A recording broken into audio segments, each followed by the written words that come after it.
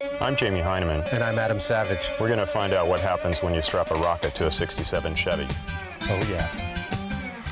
Coming up, we turn a Chevy into a 350-mile-per-hour road warrior. This is so exciting. I'm going to have a grinectomy. Pop rocks and soda. Urban myth or recipe for disaster. Dude, your stomach's going to burst.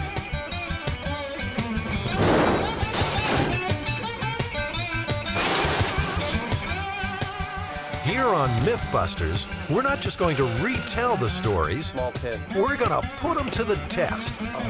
We're prepared to put our bodies on the line.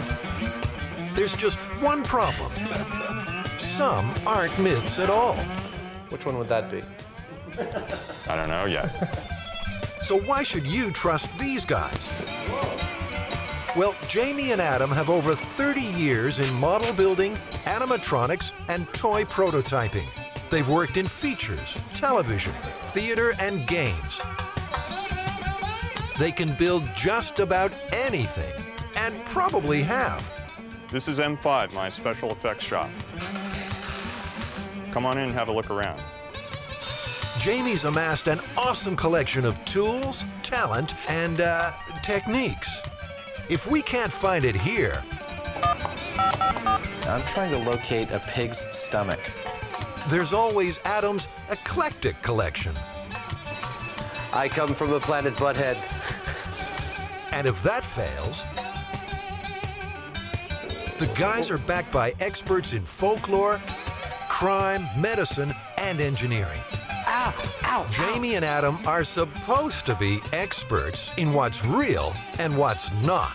And they'll need every trick in the book. So where do we begin? What do we got? Let's go.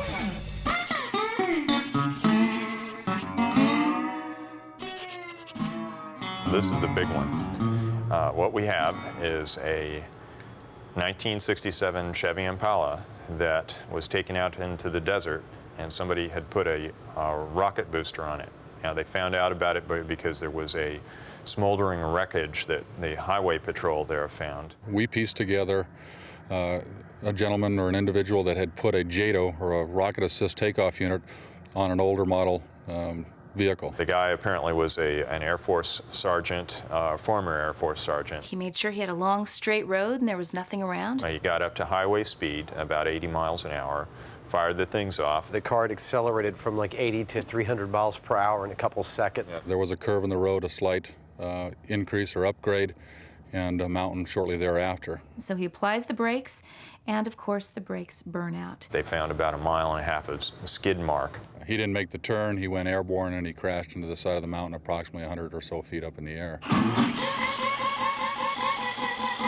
So do we have any corroboration of this, or any photos, or anybody come forward?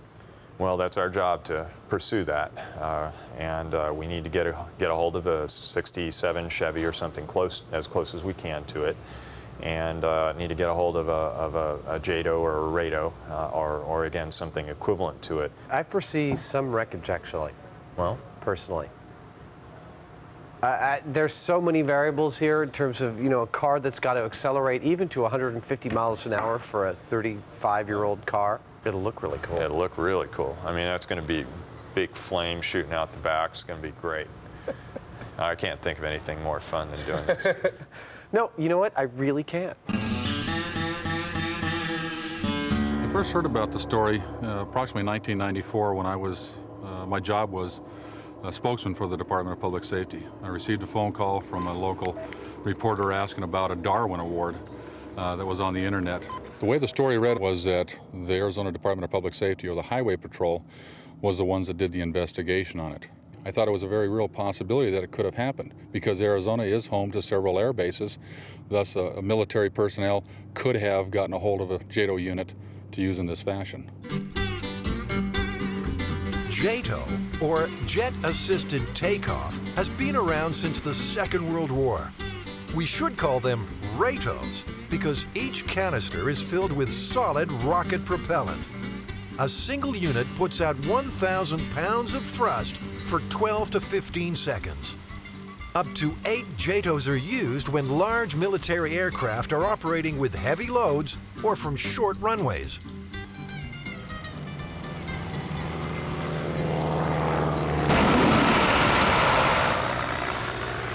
Do we think the military's just going to hand over one of these JATO bottles? What do we do if they don't actually let us have one? Well, I kind of doubt that they will. This is not the kind of thing that you would want to let the general public have access to. Yeah. Air Force Public Affairs. I'm not at my desk right now, so leave a message. We'd love to have the military there and involved. We would like the assistance of the Blue Angels. We're trying to get a hold of and get the military's assistance with operating one of these rados or JATOs, just so it's clear we're not trying to get a hold of one of these things and do whatever we want with it. We want you involved. Okay. Well, we actually got to talk to somebody. She said they're very expensive units, and that I don't know whether it's going to be possible. This is an unusual request.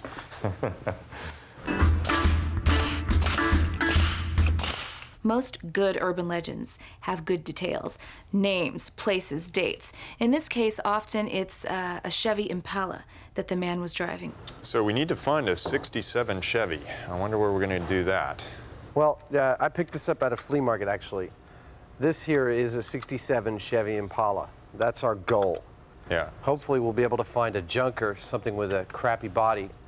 All we need is for it to run. We live in America where, unless you're in New York or a place that has a subway, you must have a car to survive. Not an Impala, we got a Pontiac. It runs? The Pontiac runs? Not at the moment, it just needed the transmission on. Oh. Yeah. Only? Yeah, but you know. And a car not only is about survival, but it's also a symbol of adolescent freedom. When you get a car, you can leave the nest. We're going to be putting some rockets on the top of the car and setting them Oh, like off. the guy in the desert, the old Yeah. urban That's legend. it. So you want Exactly. it's a 72 Impala or 69 Impala you're supposed Yeah. to use. Yeah, everybody. We'll take anything that looks like, I mean, a Falcon within a couple of years. Something of that kind of- vintage, as long You as it want it to runs. Don't care about. T-Bird? You want a Thunderbird? Well, it got to be cheap. 62. Well, $750.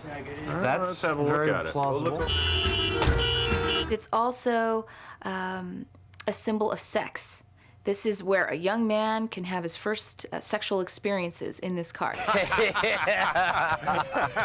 Oh, yeah.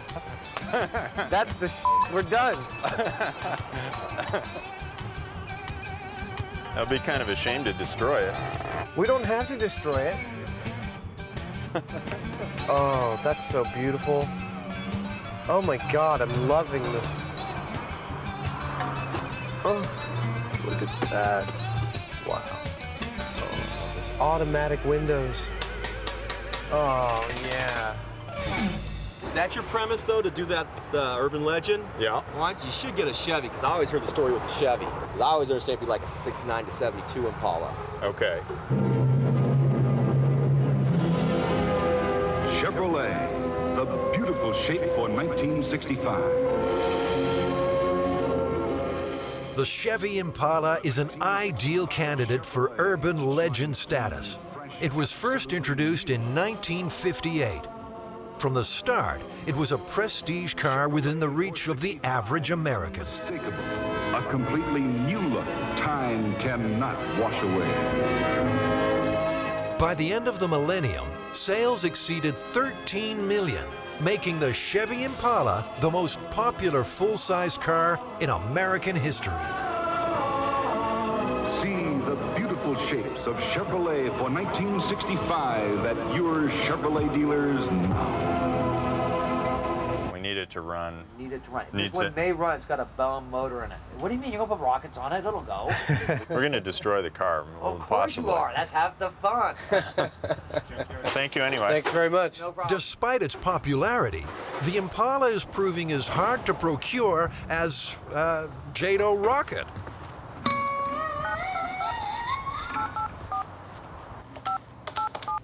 We called you last week concerning procuring a JATO. procuring a JATO or a RATO. So far, we've had very little luck with getting anybody to return our calls. I'm Sergeant Bob Stein with the Arizona Department of Public Safety, and you're watching Mythbusters. Jamie and Adam are following a promising new lead on that 67 Chevy. Well, we're going to strap some rockets to its back end. Yeah. You know that thing where they took it out in the desert and set those up? I got the perfect car for you. We're going to do that. You got it. It's a 67, all right, but unfortunately, an Oldsmobile. Heavy. Very. 450. So far, we haven't seen a single 60s Impala. We were looking at a T-Bird. It was that they had for $750. It was pretty nice. Adam's beautiful T-Birds already been sold. 67.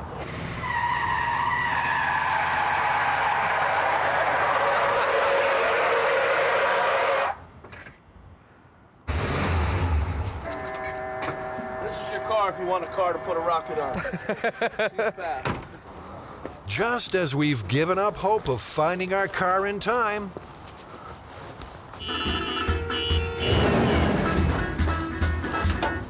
It's officially an Impala. Would it be all right if I drive it around the block? Oh, yeah. Oh, whoa, whoa. I got it, lady.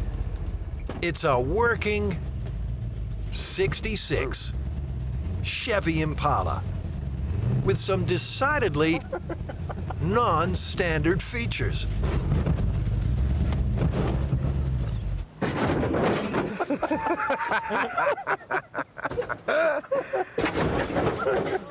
This is without a doubt our car. It's destiny. I think the hydraulic aspect of it is just hysterical. You know, this thing we get a couple get the rocket mounted right up here. I mean, this is nice and sturdy. We're gonna mount it on top? That's what the legend shows. Well, thank you very much. Really appreciate it.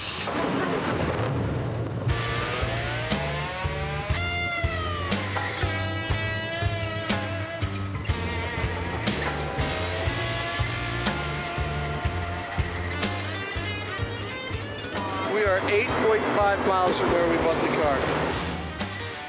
It's 100 degrees. We're 3 hours from the shop. And thanks to a blocked fuel filter, our rocket car is doing exactly 0 miles per hour.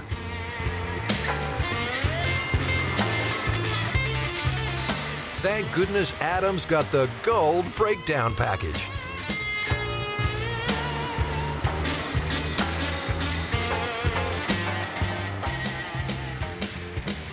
So, the Air Force apparently called us back and turned us down on the JATO rocket? Permission denied. Yeah, I think, did they call us back again just to deny permission again without being asked? Twice. So we got these things. Yeah. How are we gonna, these are the hobby rockets. This is like an example, one of the tubes. How are we gonna fire these off? Well, these are actually more powerful than the JATOs. The ones that, you know... But they're smaller, how's that possible? Well, we're going to use more of them. While they're running, they put out 1,500 pounds of thrust as opposed to 1,000 pounds, but they only last for 4 seconds. We're going to get several of them, and we'll set them off successively.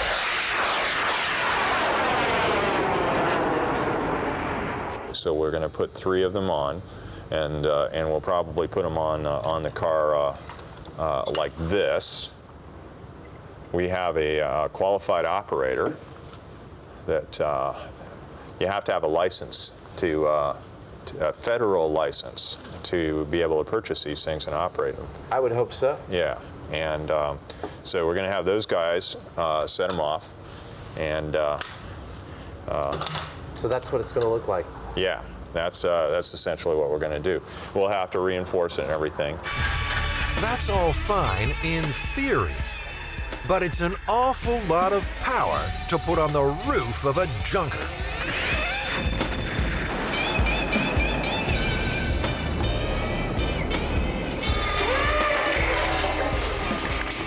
1 pound of thrust is 2 horsepower. So one of those rocket motors at 1,500 pounds of thrust is 3,000 horsepower. Yeah. That'll make our Chevy almost 4 times as powerful as an Indy car.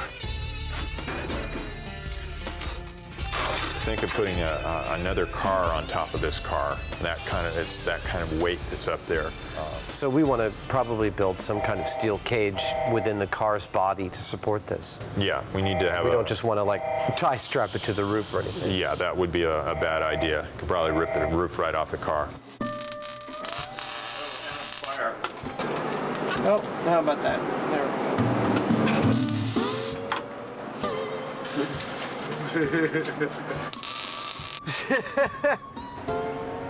Adam, you're going to get sick. I believe I'm already sick. Give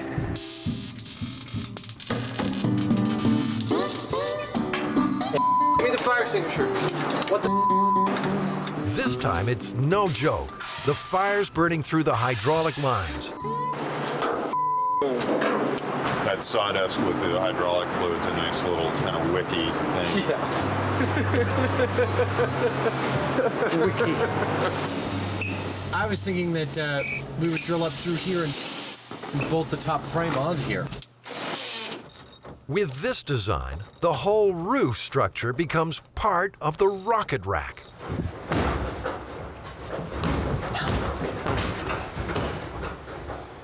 Well, those 1, 2, 3, let's jump together. These tubes will hold the hobby rocket motors firmly in place. Fins for the rocket.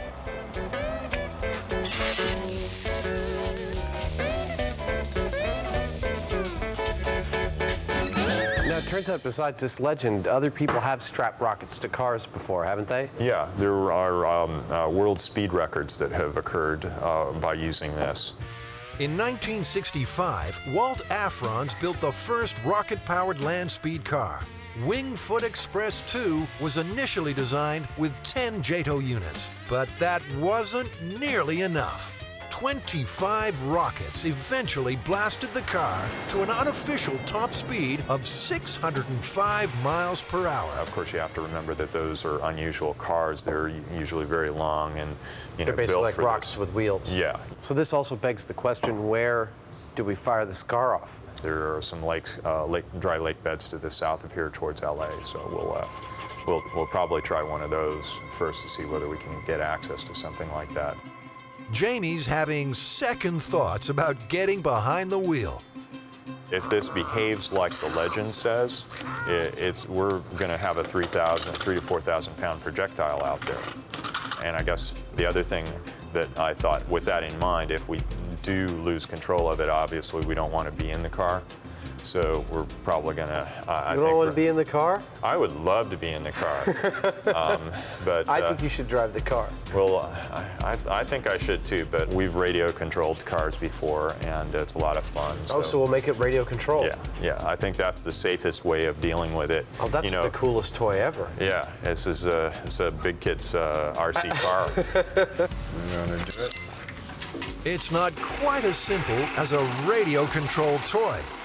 At 300 miles per hour, the forces on the steering servos will be immense. Servos are motors that are positionable, so we can precisely control the steering on this. Right. We need to have something pretty good, because if it's going that fast, we need to really be able to dial in on the aim, or it may go out of control. The transmitter also has dangerous limitations. One of the things is that these radio controls are only good for 1,000 meters or so, plus or minus. About half a mile. Yeah. For us to, if this thing is going 300 miles an hour, it's going to get out of range from us real quick, even if we're driving alongside.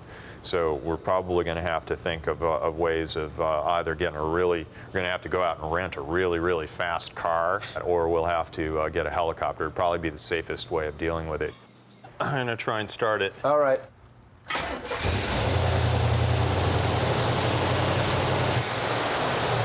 Yeah! Jamie's going to need every bit of control when he hits top speed. At 350 miles an hour, a Chevrolet Impala, all the windows will pop out of it and the roof will peel off. Andy Granatelli knows all about speed. He holds 21 Hall of Fame records. Many were set in conventional vehicles. He claims the top speed for a street machine, an awesome 241 miles per hour. At this velocity, wind resistance is the biggest enemy. The car would become airborne at a little over 200 miles an hour. The car would just raise the front of it up and would flip over. In other words, because the air would get underneath the front of the car. Yeehaw! Jamie plans to use the Chevy's hydraulics to combat those forces. Lowering the hood should give considerable aerodynamic efficiency. It will also help with what he's been told is the most vital factor. The most difficult thing about this whole deal is probably getting this straight on the car. There's no real true center line that we know is actually the direction the car is going to go. We have, according to the experts, a 6-degree misalignment is going to put about 100 to 150 pounds of push on the tail of the car. You come over that way. I'm okay. I'm all right. I'm all right. I'm just fine. Nothing's broken. Nothing's hurt. That was a little bit of a shock. I just had a massive release of adrenaline. Okay, so... I am my own stunt double. That way. All right. Yeah, that's as good as anything. So that's right about 86. And that's right about 86. Beautiful. Let's tack this puppy down. I can't wait to set this thing off. I'm going to be in a helicopter, and I've never ridden in a helicopter before, radio controlling a 3,000 horsepower rocket-driven radio-controlled car. What could be better? You know, you could just kill yourself when you were done, because it's just like, it It's ain't getting any better than that. It's all going downhill from there.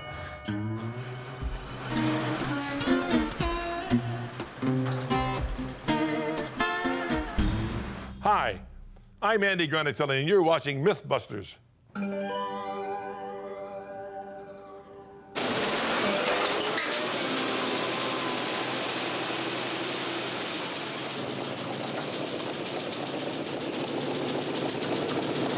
And so the fun begins. It's such a treat to see the sunrise over the desert.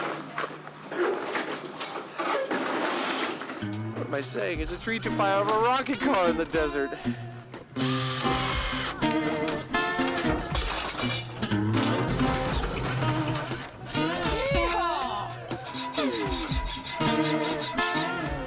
Finally, all the pieces are coming together on the lake bed. With a bit of luck, we'll soon know if the JATO rocket myth is indeed possible. I'm just setting the fail-safe on this. These radios actually leave an instruction with the receiver to return to a certain position if they should lose communication. Yeah, I think so. Jamie will be joined in the chopper by Eric Gates. He and his brother Dirk have over 20 years' experience in amateur rocketry. They plan to fire the motors by remote control. Go. 1, 2, 3, 4. 1, 2,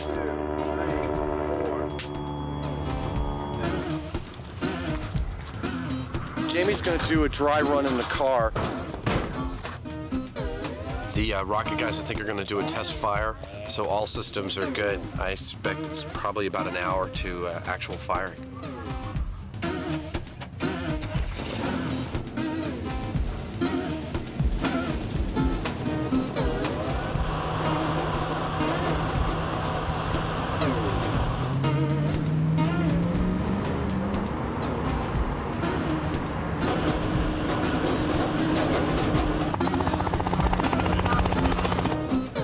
The remote control and fail-safe are working perfectly. Everything went fine on that dry run. We got all 3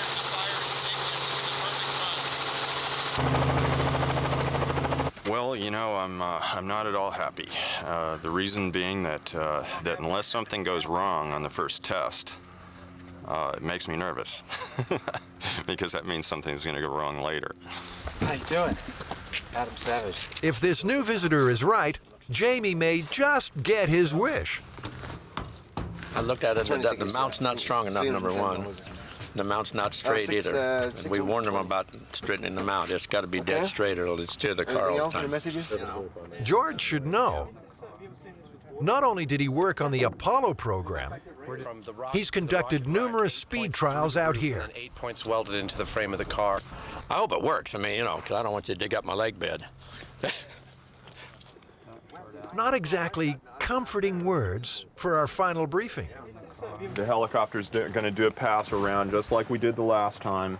About the time that it passes in front of the car, I've released the brakes and the car's going to start to roll. Like the Myth, our plan is to get the car up to 80 miles per hour before firing the rockets. Giving it a lot of gas. When the motors go, they're going to have a tendency to scare you.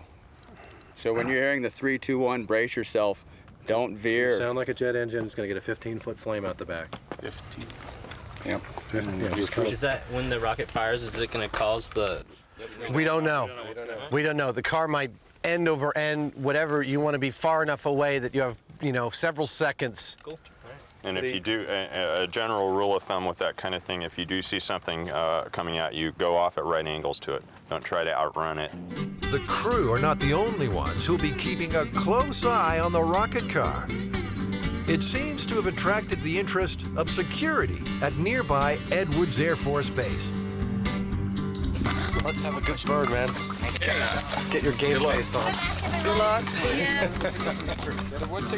This is so exciting. That cardboard box at the front of the truck. I'm gonna have a grinectomy.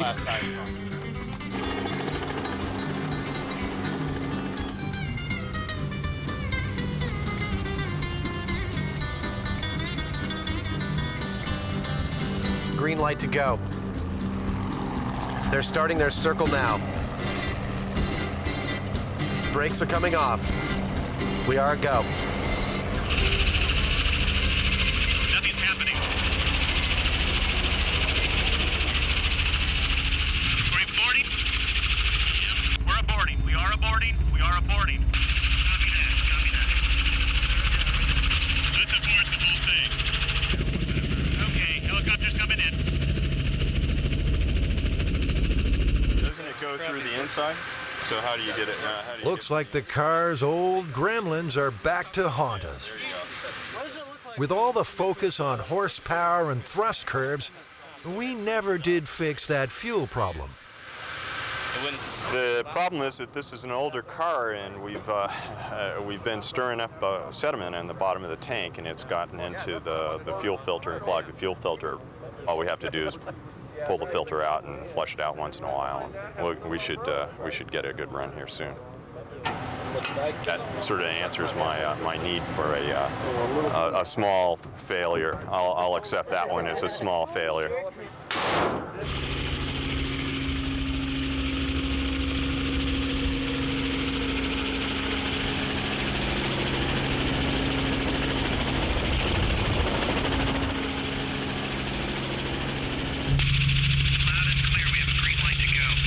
To go.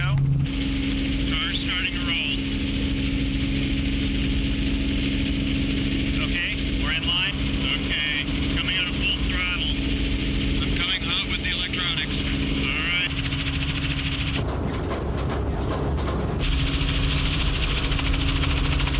Okay, go ahead and set them off. Okay, helicopter's at speed. Firing in 3, 2, 1. Fire. 3, 2, 1, firing. 3, 2, 1, firing. We got them all. It's been a long road, but finally, we have liftoff. 3 rockets, 4 seconds, and 1,500 pounds of thrust apiece. That's 3,000 horsepower for 12 seconds. just like a JATO.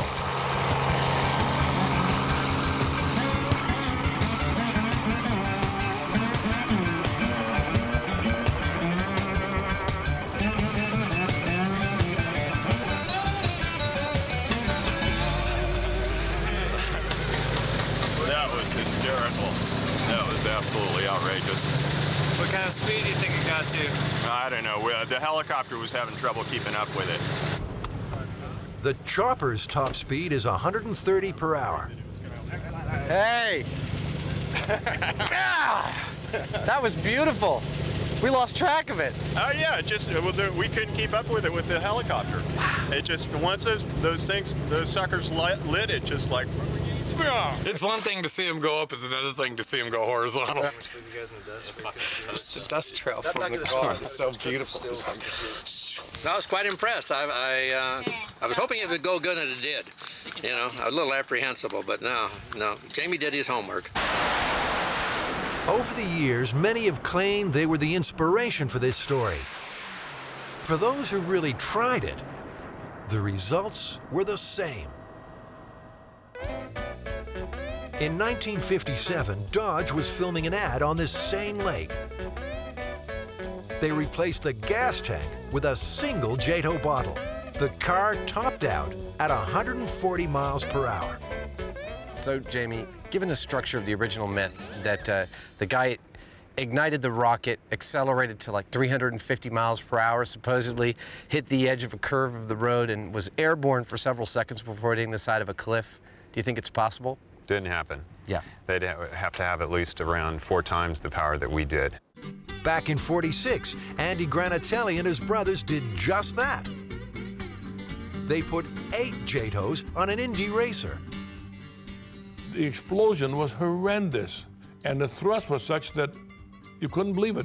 We looked at each other as if we were going to the moon. The rocket left not a little fizzle like this, but for about 300 feet long, for wider than the road and higher than the telephone wires, a tail of fire. And the car accelerated up to approximately 180 miles an hour. I mean, and believe me, I mean, it was unbelievable.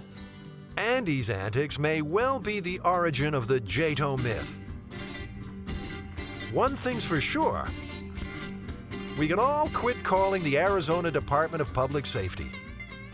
There never was a crash site found in Arizona, nothing even vaguely familiar. On occasion, we still get people inquiring about it, and we posted it on our website stating that it is a myth.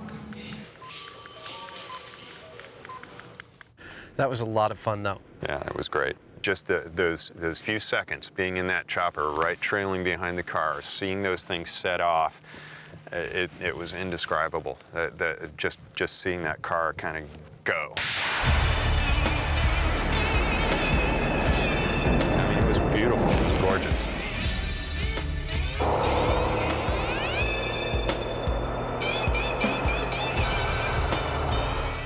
Coming up next, Pop Rocks and soda, myth or recipe for disaster.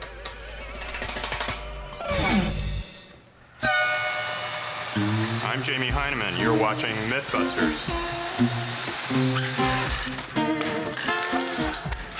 I hope you cut that out.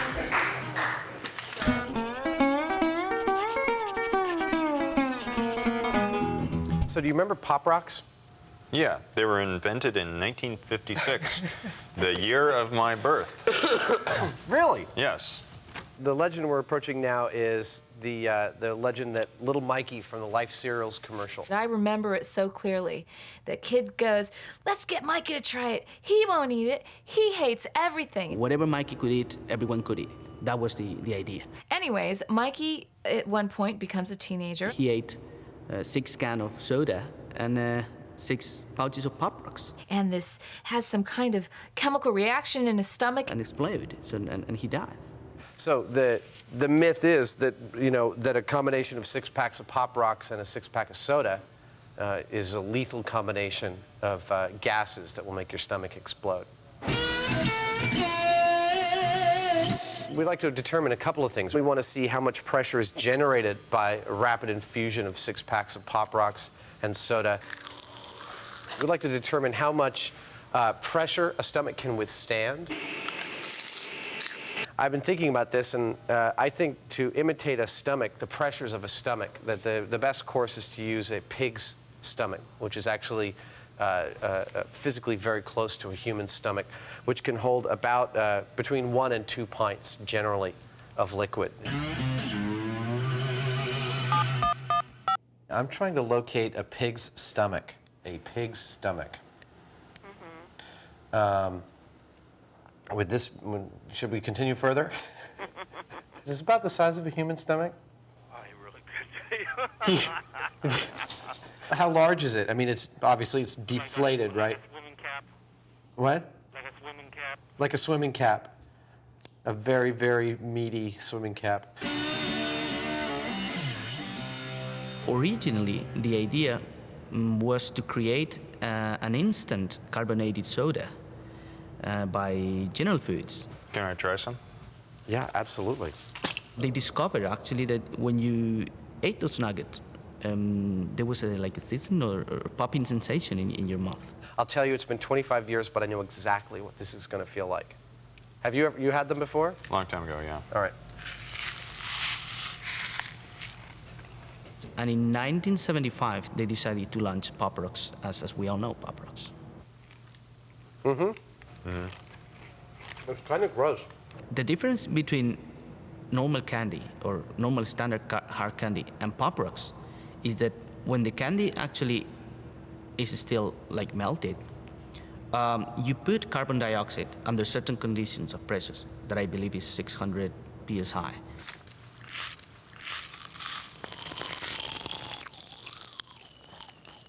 This isn't getting us any closer to that pig stomach. Does it have like the esophagus and the intestines attached at all? No. Just the stomach. I need all the tubes attached to it. Would it be possible to get it with as much of the attachments to it as possible? No. It turns out that the Food and Drug Administration have listed the esophagus and bowel as hazardous substances. 58025 south. It looks like that says 580 is going. Well, I think we should just get a real pig and feed him. It'd be kind of fun to watch see what a pig does when you feed him a bunch of it. See, again, there goes your lack of political understanding. You can raise so much hell with that. It's better to kill the pig first and then give it to him? Absolutely. People are much more comfortable with that arrangement. All right, here we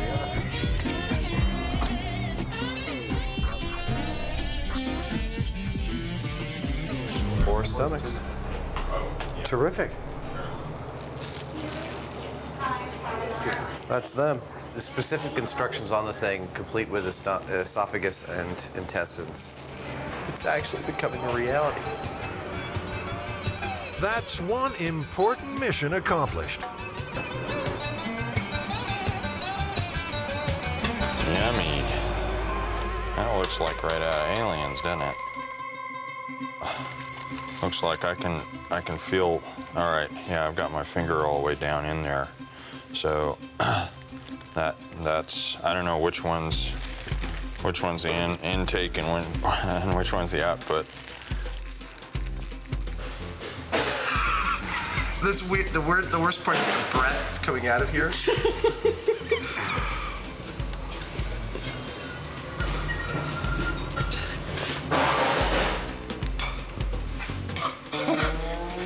Soda. It's interesting that the valves on this thing actually work. That's like it's holding its pressure. We just put air in there and walked away. And how do you think we'll get the Pop Rocks and the soda actually into the stomach? To get these in there, we have to get them wet, unless we're gonna. I mean, they're not gonna pour. They're gonna stick along the side. They're gonna immediately clog the hole. You know, I had an idea. Yeah. What if we got a hold of some tea bag type stuff and kind of wad them up in little packets and drop them down in there?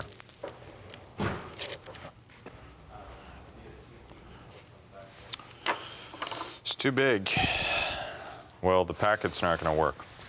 It's too bulky, and so that's that. I think we want to equate a worst case scenario here. You know, like the Pop Rocks are going in one bunch along with the soda, I guess as rapidly as you could do it. I mean, as rapidly as someone might drink it. Big syringe then. A big syringe? The myth appeared, I believe, was in 1979, 4 years after the candy was launched, and actually has devastating consequences for the brand name. Sales dropped down to almost nil. Okay, so one of the things we have to figure out is how are we going to hang this thing? What about mounting it in our skeleton over there? Sure. There's plenty of tie points in the rib cage. Yeah, and it'll, you know, we'll get to see, you know, fluid dribbling out out of the skeleton, and you wanted the dramatic effect, that'll do it. Yeah, and of course, actually, the inlet tube will have to come up and out through the mouth of the skeleton. Yeah. And you know where the outlet tube is going? No. Where is the outlet tube going? Oh, don't make me say it. By the time we're done, he'll be playing the piano just like old times. What the company tried to do to address that problem was basically they ran around 45 advertisements, big full-page advertisements in magazine, and they wrote about 50,000 letters to different high school headmasters and school headmasters explaining that there was no problem. Frequently, legends are believed, and what happens is something called ostension. Ostension means that a legend is believed to the point that you change your behavior. Once a belief is out there, it's pretty difficult. You have to take some gargantuan steps to disprove it. We've got to mix up one last ingredient before the experiment can begin. I'd say it's about a pH of 2. Okay. So that's the equivalent of one stomach's contents of hydrochloric acid, That's 1.7 pounds of water. Okay. Gastric juice is secreted, actually, we believe, as a protective mechanism. It's not designed to aid in digestion. It's designed, the hydrochloric acid along with pepsin is designed to kill things. So it's kind of protection over when we were back there fighting the hyenas for the bones. It might not aid in digestion, but we think a quart of hydrochloric acid will be critical to busting this myth. Oh, yeah. Oh, yeah. Your gloves. Now, the fun begins. Once you're pouring the liquid, I'll be opening cans of soda, handing them off to you. Okay. We're clamped everywhere. All right. Oh, man. All right, Mike, he's had 2 cans. He's out of control. Oh, my God, he's going for another one. Mikey. All right, Mikey, man, you can't drink those last 2 cans of soda. Dude, you are an animal. Dude, your stomach's gonna burst. All right, here comes the plunger.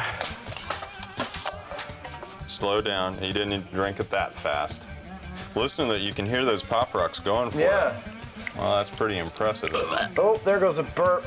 Mikey's burping. Come on. Oh, man. Look how big that stomach's getting.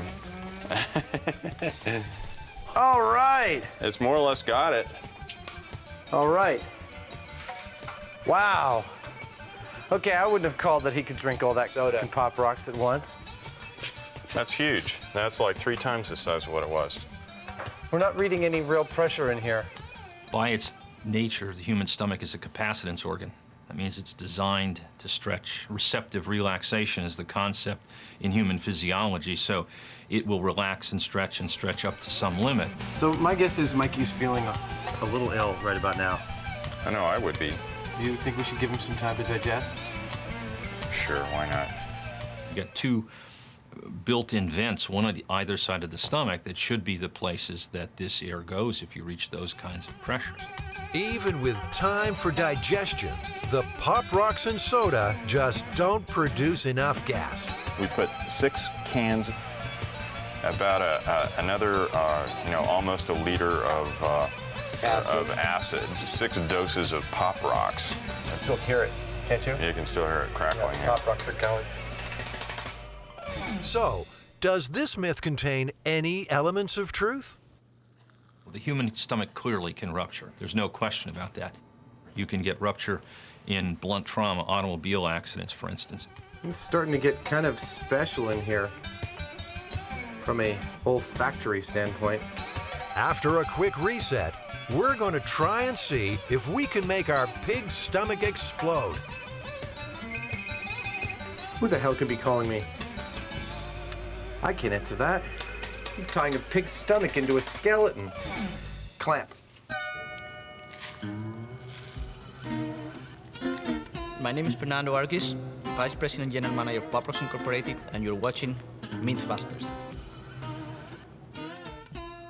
Now, it turns out that in the annals of medicine in the last century, there are a half dozen cases of people's stomachs exploding from an excess of CO2, usually from something like baking soda. We're going to see how the bicarbonate of soda compares to Pop Rocks in terms of the expansion of the stomach. Oh, right. 1. Let's do 3. That's an awful lot of sodium bicarb. Well, you know, I've taken 2 with heartburn. Let's say someone feels Unlike really bad Pop now. Rocks, the baking soda and acid react. Injecting acid. All right. The result is carbon dioxide gas. Lots of it.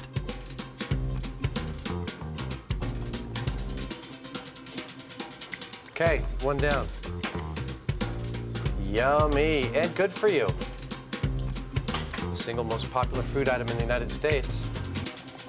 3 cans down. 4. Come on, you gotta drink a little faster, piggy. 5. 6. We've fully drunk the Soda. Bicarbonate. You ready? Ready. Oh, yeah. Oh my God. He's still drinking. That's getting really big. He can't hold it anymore. Clamp it. See what the pressure is rating. Whoa. Okay, that's much bigger than before. It's still hardly reading. It's reading about half a PSI. There are probably lots of folks out there who have for years and years and years been using baking soda. And in the amounts that would be prescribed to reduce acid, there's very, very little gas formed. It usually stays in solution, comes out, doesn't cause very much by way of distension if you stay within the limits that are recommended. Here on Mythbusters, we're never afraid to push the limits. 1 second. Okay, ready? Ready. Oh, I feel the pressure. If you have a stomach that's greatly distended by a large meal, and then you add on top of that either gas in the form of sodium bicarbonate to try and relieve acid indigestion, you can, in those very, very unusual situations, see gastric rupture. But no one should have the impression that this is common by any stretch of the imagination. Okay. Whoa! Wow. Well, that did cause a reaction. That turned out to be a little too much. Yeah, that's what we call a hell of a Saturday night. Oh my gosh. Totally blue. With the addition of a little more stomach acid and the bicarbonate of soda, what was that, 2 tablespoons? Yeah. Just ripped a hole right in the back. I felt the pressure as I was plunging it. You know, wanted to push the plunger back out again. Yeah. And then that final bit, I don't know if we were watching what the meter said, but it might have spiked. Yeah. I mean, in a body, something like 2 or 3 PSI is a huge amount of pressure. Yeah. I can't imagine a human consuming that much crap. Well, maybe I can, actually. Well, But- the sodium bicarb with the person's own stomach seems to me to be the main thing. Yeah. Somebody that's just taking, you know, eating candy or something, I don't see it happening. Mythbusters tried to contact John Gilchrist, the actor who played Little Mikey. He never returned our calls. Another one bites the dust.